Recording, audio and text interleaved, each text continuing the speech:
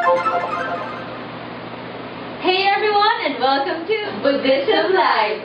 I'm DJ Nick. I'm DJ Ren, and today we're going to discuss the concept of Buddhism. To start off, let's begin with the Four Noble Truths. Now Nick, can you tell us more about them? Sure, Annalie. So, the first noble truth is the nature of suffering, or otherwise known as dukkha, suffering's origin or samudai, suffering cessation or nirodha, and the way leading to the cessation of suffering. The nature of suffering are said to be dukkha. To live means to suffer because the human nature is not perfect, and neither is the world we live in. During our lifetime, we inevitably have to endure physical suffering such as birth, aging, illness, and death. The truth of suffering is showing the failure to recognize the eternity of the Buddha. The second noble path is suffering's origin, otherwise known as samudai. The origin of suffering is attachment to material things and the ignorance thereof. Material or transient things do not only include physical objects that surround us, but also ideas, and in a greater sense, all objects of our perception.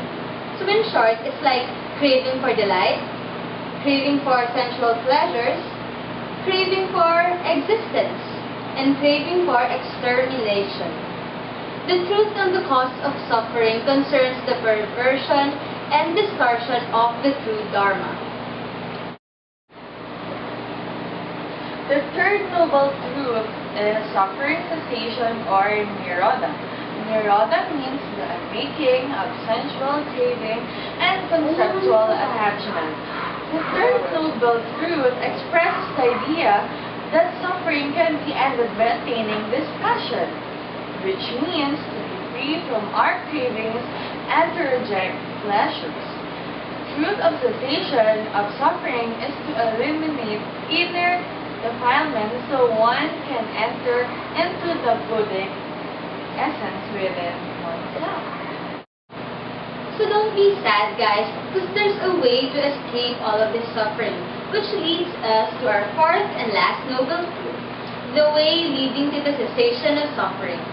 There is a path to the end of suffering, a gradual path of self-improvement, which is described more detailed in the teaching of Buddha, which is called the Eightfold Path.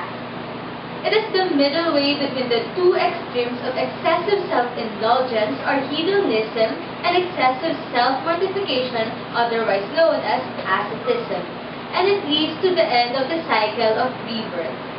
So this Eightfold Path will be further discussed by our fellow BJs, BJ Demi, and BJ Roy.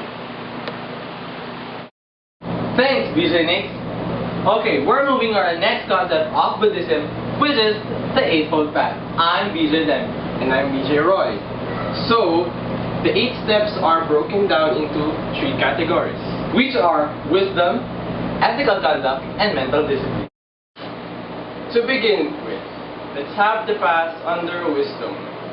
First, the right view, to fully understand suffering, which means to know the wrong view from the right view and to understand anatman. The concept of anatman, or literally no soul, means that all things are interconnected and interdependent, so that no thing, including ourselves, has a separate existence. Next, we have right intention, freedom from ill will, greater commitment to spiritual matters, which means resistance to the pull of desires, goodwill, meaning resistance to feelings of anger and aversion. Lastly, non-violence towards living beings, meaning not to think or act cruelly or aggressively to others and instead develop a sense of compassion. Now, the step under ethical conduct. First is the right of speech. It is the way Buddhists make use best of their words, speaking the truth, which means not to tell deliberate lies and not to speak deceitfully. Speak with friendly, pleasant words and to avoid harsh words that may hurt others. And lastly, to abstain from idle and nonsense chatter with lack of purpose or depth. Second is the right of action. It is the proper way of Buddhists act in their daily lives. No destroying of living things, no stealing, no sexual misconduct, no lying, no intoxication. Lastly is the right of livelihood, meaning no occupation that results in harm, that one should earn one's living in righteous way, and wealth should be earned legally and peacefully. No jobs involving intoxicants such as poisons, alcohol, and drugs. No selling of weapons. No business with human beings such as slave trade and prostitution. Mental development. So first, Eightfold Path under mental development is right effort. Keep mind free from thoughts that impair the Eightfold Path. Without effort, which is in itself an act of will, nothing can be achieved, whereas misguided effort distracts the mind from its tasks. Right effort is detailed in these 4 types of endeavors. First, make effort to prevent unwholesome thoughts. Make effort to destroy these unwholesome thoughts. Make effort to produce wholesome thoughts. And make effort to cultivate wholesome thoughts. Next is right mindfulness. Practice of keeping the mind alert.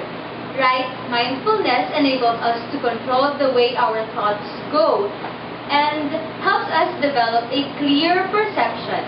Right mindfulness is basically focused on body and putting aside worldly desires. It remains focused on feelings of themselves. It focuses on the state of mind and it focuses on mental quality. Right concentration with right mindfulness can practice Buddhist meditation. Concentration in this context is described as one-pointedness of mind, meaning a state where all mental faculties are unified and directed onto one particular object. In this sense, right concentration means wholesome concentration. In order to attain this, one must withdraw himself from sensuality and unwholesome thoughts, set his mind to a single object, remain mindful and fully aware, enter and remain in purity of equanimity and mindfulness. Now let's talk about karma. Karma means not only action, but also the result of an action. The consequence of an action is really not a separate thing. It is a part of the action and cannot be divided from it. Breathing, thinking, talking, seeing, hearing, eating, and more are karmas. As for thinking, it is a mental karma. Karma is the total sum both of our act in the present and in the preceding birth. So, if you do bad, you get bad karma. And if you do good, of course, you get good karma, which would eventually lead you to nirvana. It is the perfect state of happiness. Thanks for listening! Bye!